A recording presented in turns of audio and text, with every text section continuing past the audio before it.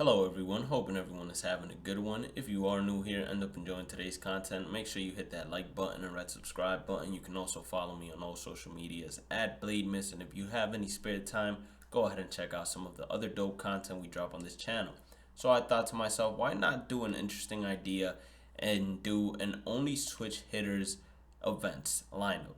So I started off with putting Justin Smoke at first. We have already a switch hitter catching in Yasmani Grandal. I wanted to put Albies at second base, but since he was playing down, we settled for Ben Zobrist. Camargo, he can play third. And then for shortstop, we went ahead, looked down, and Araberto Mondesi. Everybody uses him, and he's actually a pretty good option regardless. So we went ahead and picked him up. Now, when it came to left fielders, center fielders, and right fielders, there weren't many options. We started off with Aaron Hicks at center, and then we went ahead and made Billy Hamilton our right fielder.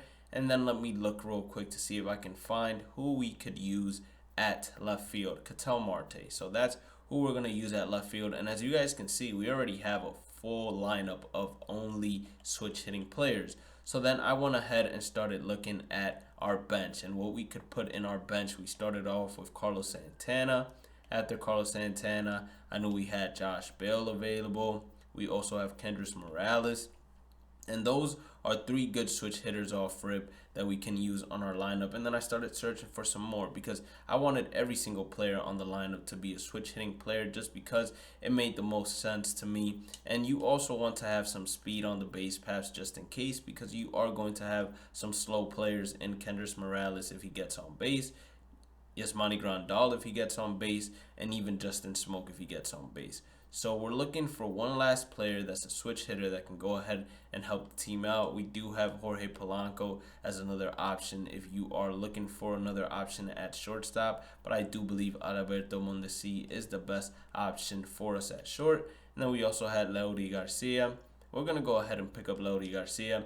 And this is basically how the team is going to look. I think it's going to be a pretty interesting team. And let's see if we can get the last two wins that we need in order to get our diamond, Jorge Posada, and stop playing events and move on into rank C. So let's get right into the gameplay. First thing I have to say is, overall, the lineup looks pretty solid and the fielding looks pretty solid as well. So you don't have to worry about having common fielders out there. And just to prove it to you, Alberto Mondesi is going to start it off by making a diving grab and throwing out Ronald Acuna Jr. at first base. So I was like, holy cow, that's probably the best defensive play I've seen so far from a shortstop. But you know, what's the point of making a defensive play like that when the next pitch is going to be gone? Shohei Ohtani is going to hit a solo shot, and then Justin Smoke, he's going to have an 0-1 count, and then he drills one to center field.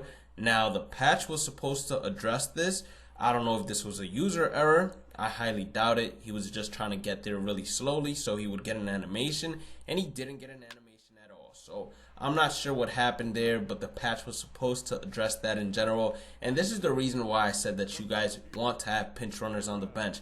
Now, you guys clearly saw Justin Smoke only has 2 speed.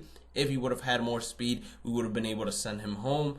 Unfortunately, he only had 2. We only went to third base. Aaron Hicks came along, hit a sac fly. And then with runners on the corners, Ben Zobrist is actually going to hit a ground ball to the third baseman, and they're going to end up turning 2. If you're wondering, I'm not using directional. I'm using PCI. I just turned off the appearance. Now, John Camargo in the bottom of the second is going to go ahead and drive one in between the gap. Now, this one right here was definitely a bad route for him, or he took a bad route in general. That ball was never going to be caught. It was perfectly hit in the gap. And then Ketel Marte is going to come along, and he's going to do the same thing, except this is more of a blooper. And I'm telling you guys, this lineup, overall, probably the funnest lineup I've used. Is full of contact hitters, and it got power hitters too. And the best thing is, no matter who you bring into pitch, the hitter always has the upside, and you're going to be able to read the ball a whole lot better. Now, we only needed 2 wins, and I said, hey, why not do something fun for 2 wins? But if I had something like 10 wins and I just wanted to relax, have fun while playing this game,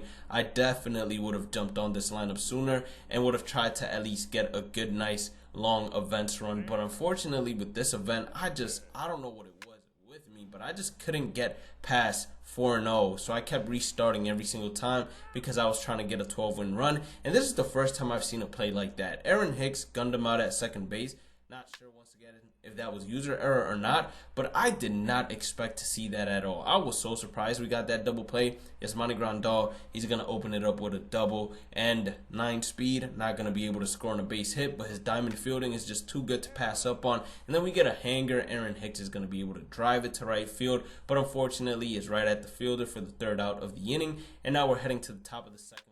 Ronald Acuna Jr. on an 0-2 count. He gets a nice little late blooper that bounces into the stands, luckily, because if that didn't bounce into the stands, I don't think that Billy Hamilton would have made the play, and he most likely would have gotten all the way to 3rd. And then I don't think he's learned his lesson. He tests Aaron Hicks' arm again, and Aaron Hicks says, boy, you better stop running on me. And then I don't know why the second baseman didn't make the play, but it's perfectly fine because Billy Hamilton has an even stronger, or if not stronger, he has just as strong of an arm as Aaron Hicks, and he's going to be able to gun out the second runner. And then Billy Hamilton is going to open up the inning with a single, and as soon as Billy Hamilton gets on base, you should know what's happening right after. We're going to be able to steal 2 bags, and here we got a hanger. I tried to drive it. Got under it, unfortunately, but Billy Hamilton is so fast, he's going to be able to actually turn this into a sac fly and get all the way to 3rd. So now we're in business with 1 out, runner on 3rd, and this feedback right here, it told me I was good weak, and I was just underneath the ball by, I want to say, a centimeter. And most of the times when I'm underneath the ball like that with a power hitter, it's usually a deep fly ball. But sometimes I just feel like when there's a runner in 3rd or on 3rd or runners in scoring position, the game just makes it extremely harder to go ahead and drive in that run. It might have to do with the clutch of the player. I don't know, but it's just the way I feel sometimes. Anyways, we put Jonathan Villar to run in for Justin Smoke, and we stole 2 bags with him, had him all the way at 3rd. Ben Zobrist then hit a sharp ground ball to the first baseman. He made the error of going home with it, and we had runners on the corner, and I knew Jonathan Villar had the speed to actually score, so I sent him, and we got the 2 wins. We got the diamond. So if you do end up enjoying today's video, make sure you hit that like button or subscribe button. Follow us on social media at BladeMiss, and check out some of the other dope content we have on this